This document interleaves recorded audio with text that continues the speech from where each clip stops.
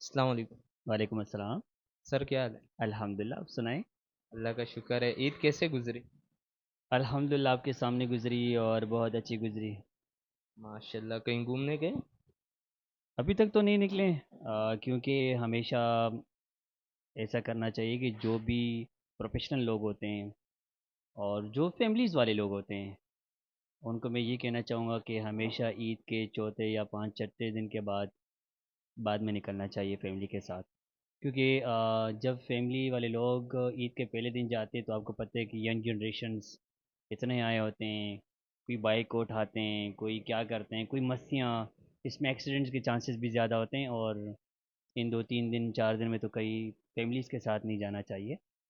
और हम इंशाल्लाह जाएंगे 2 3 दिन में।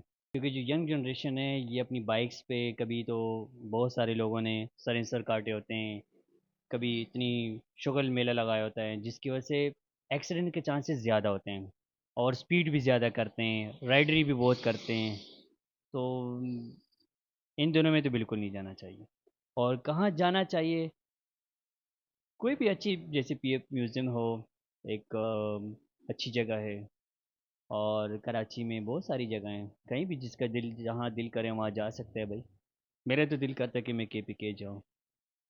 बहुत नज़दीक जा रहे। नज़दीक की बात नहीं है, दिल दिल की बात है ना, जैसे मैंने आपसे कहा कि कहाँ जाना चाहिए। तो इसीलिए मेरा दिल कर रहा है कि मैं के जाऊँ, नारायण का गंज जाऊँ। कभी देखा नहीं है मैंने, इसलिए जाने का दिल कर रहा है। सवाल तो नहीं देखा ना कभी भी मैंने। चलो अल्लाह करे आप देख लो सवाल। अच्छा सर, एक क्वेश्चन आपसे और करना है, ये सास और बहू के हवाले से ज़्यादातर लोग कमेंट्स करते हैं कि घर में सास और बहू की ज़्यादा लड़ाइयाँ किस वजह से होती हैं? जी, बिल्कुल अच्छा सवाल किया आपने। और बट जी मुझसे क्यों कर रहे हैं? सर क्योंकि आप मैरिड हो ना, आपको पता हो। अच्छा जी, चलो मैं मैरिड हूँ लेकिन मैं देखो मैं सिंगल फैमिली हूँ। ठीक है, मैं हूँ, मेरी मिसेज है और हम सिंगल है। लेकिन मेरे एक्सपीरियंस के मुताबिक, मैं प्रोफेशनल डॉक्टर हूँ, मैं आपको ये बात ज़रूर बताऊंगा कि जो सास और बहू का रिश्ता है ये वैसे भी कहते हैं ना, पश्तो में कहते हैं कि सास ख्वाह है। तो ये जो लफ्ज़ है ना ये बड़ा डेंजर है। वाह है। जी। आ, मैं इस माज़रत कर रहा हूँ अगर मेरी लैंग्वेज किसी को बुरी लगती हो, मैं उसके लिए एक्सक्यूज़ करूँगा। लफ्ज़ ऐसा है, हमारे पश्तो में इसका लफ्ज़ ऐसा है। लेकिन बहरहाल ये जो जितनी भी फीमेल्स होती हैं, जो ख़वातीन होती हैं, ख़ासकर जो लड़के की वालिदा होती हैं, ये जब अपने घर में एक बहू को लेकर आती हैं तो वो एक बहू को लेकर आती है। मेरा दिल करता है कि वो हमेशा अपनी बेटी समझ कर लाए। ठीक है, जब बेटा घर पर आता है और सीधा अपने रूम में घुसता है तो माँ देखती है कि हाय, मेरे बहू तो मेरा बेटा खींच के ले गया, मेरे बहू ने तो मेरे बेटे को कब्जे में कर दिया। जबकि अगर यही बात इसकी बेटी उसके दामाद के साथ करें तो वो, ये माँ तब बहुत खुश होती है कि मेरी बेटी ने मेरे दामाद को कब्जे में लिए और सही तरह काम किया।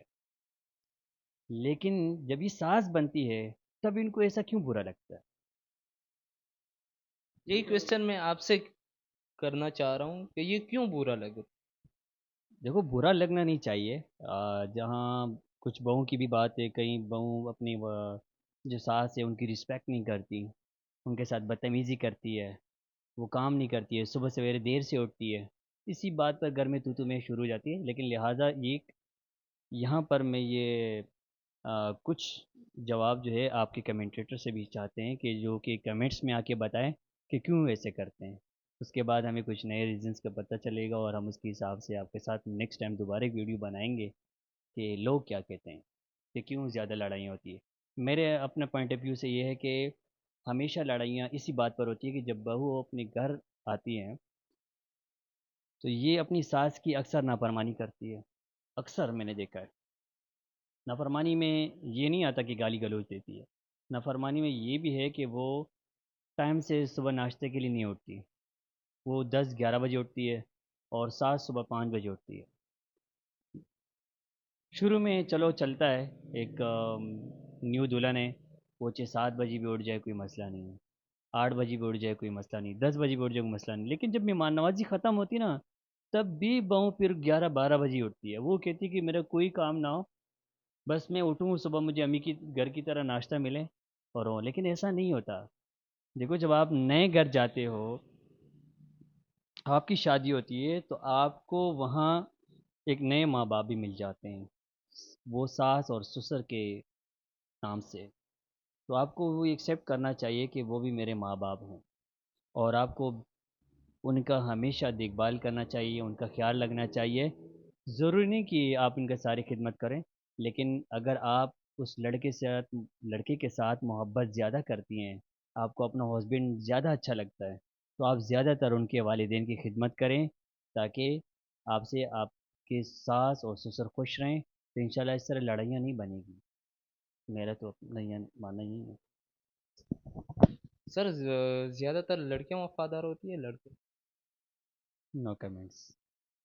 इसके बारे में कमेंट्स नहीं करना चाहता, लेकिन मैं आपको बात बताऊं कि वफ़ादारी की बात जो है वो हर इंसान की ब्रांड की होती है। ब्रांड का मतलब है कि एक इंसान अपने ख़ानदान से कितना अटैच है। ठीक है।